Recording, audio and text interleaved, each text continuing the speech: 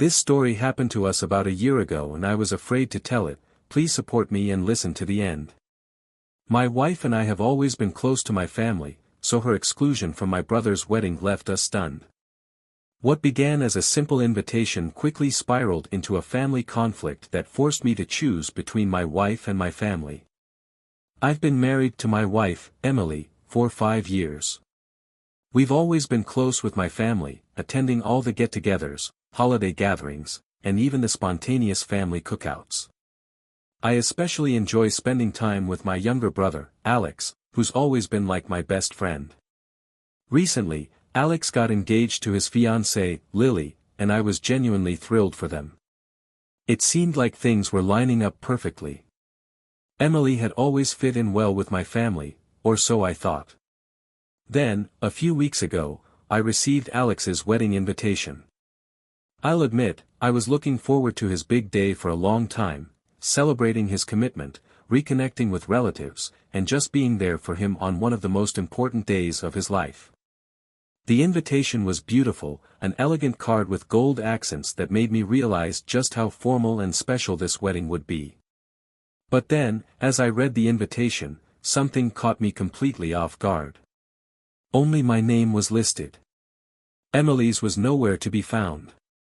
At first, I thought it was just a simple mistake. I even checked the envelope and invitation again, assuming there might be some mention of her I'd missed. But no, it was clear as day, this invite was for me alone.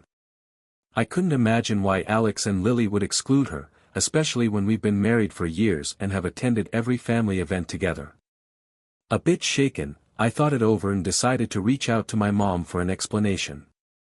She and I are close, and I figured she'd know what was going on.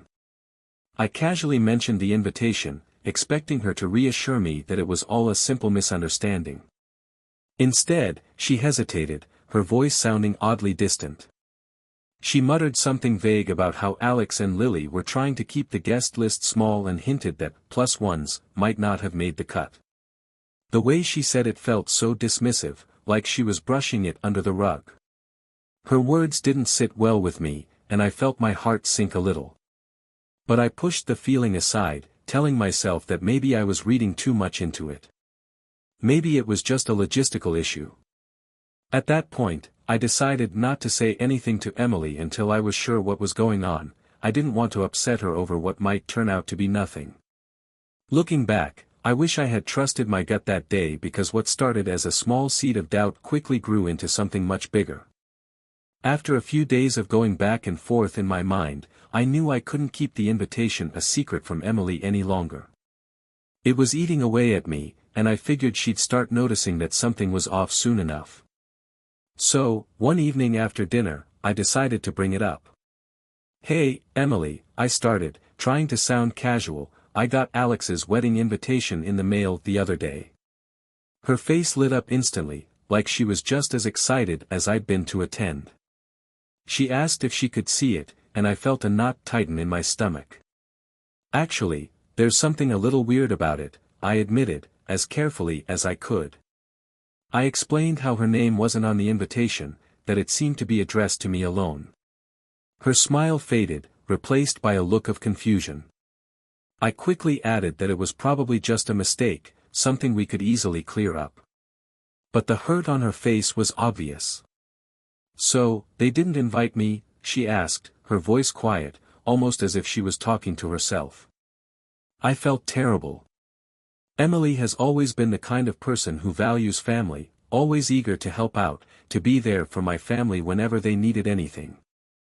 For her, not being invited wasn't just an oversight, it felt personal, like a deliberate snub.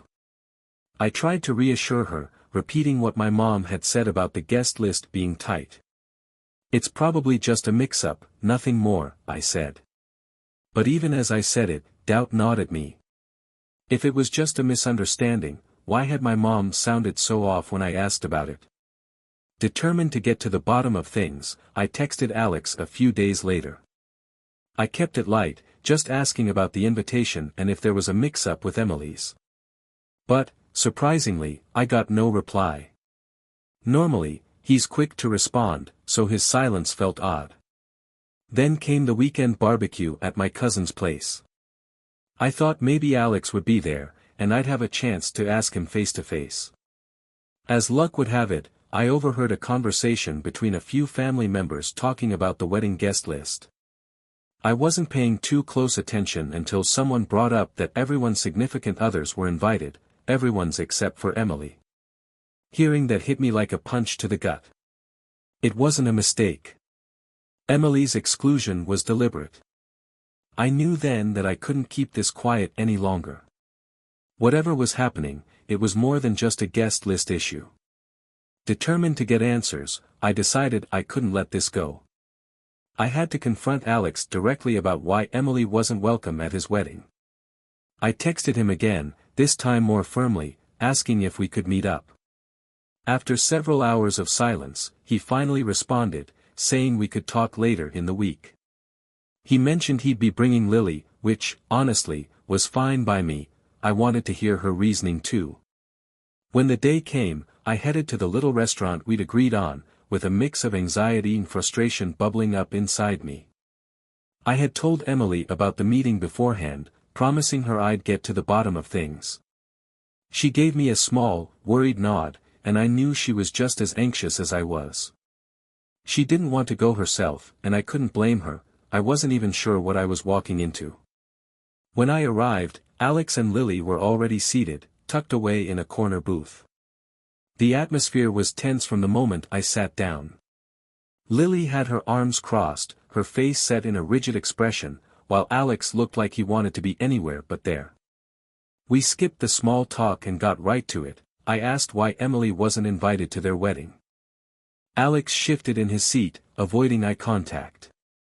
But it was Lily who answered, her voice blunt and unfiltered.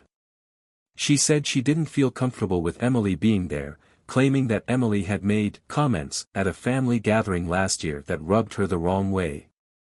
According to Lily, Emily had implied that she wasn't a good match for Alex, that she didn't fit into our family. I was floored. Emily? Making comments like that? It didn't sound like her at all. I tried to ask for specifics, but Lily's explanation was vague, as if she'd rehearsed just enough to avoid giving real details. I looked at Alex, hoping he'd step in and set things straight, but he stayed quiet, eyes glued to the table. Frustration boiling over, I pressed harder. I told them this didn't make sense, that if there had been a misunderstanding, we could have resolved it. But Lily stood her ground, insisting she didn't want any negative energy at the wedding. She didn't want to risk any drama on her special day. The way she said it made it clear, she saw Emily as nothing more than a problem to be kept at a distance. When I looked at Alex, he finally spoke up, though his words didn't bring any relief. He mumbled something about supporting Lily, that it was her day, and he had to respect her wishes. The betrayal hit me hard. My own brother was willing to exclude my wife from his wedding, all for the sake of avoiding a hypothetical scene. I left the meeting feeling a mix of anger and disbelief. Alex had chosen sides, and it wasn't ours. As I walked out of that restaurant, I realized the damage went deeper than just a wedding invite. This was a fracture in our family, one I wasn't sure we could repair. As the wedding day crept closer, I felt more torn than ever. On one hand, this was my little brother's wedding, a moment I'd been looking forward to sharing with him for months. On the other, how could I possibly attend without Emily, knowing the hurt it would cause her? It felt like I was being asked to choose between my family and my marriage, and no matter which side I picked, it seemed I'd lose something important. I spent sleepless nights agonizing over it, replaying my conversation with Alex and Lily. Every time I imagined sitting in that church alone, my heart sank. Emily had done nothing to deserve being left out, yet here she was, hurt and isolated, all because of some perceived slight that Alex and Lily couldn't even properly explain. One night, I decided to talk it through with my best friend, Mark. Over a couple of beers, I laid out the whole situation, sparing no detail. Mark listened patiently, nodding along as I recounted Lily's vague accusations and Alex's silence. When I finally finished, he shook his head. "Look, Man, what they're doing to Emily is messed up. If you go to that wedding without her, it's like saying you're okay with her being excluded. You don't want to send that message, trust me." His words hit me hard. I knew he was right. Going without Emily would be like silently agreeing with my family's choice to shut her out, and I couldn't do that to her, or to us.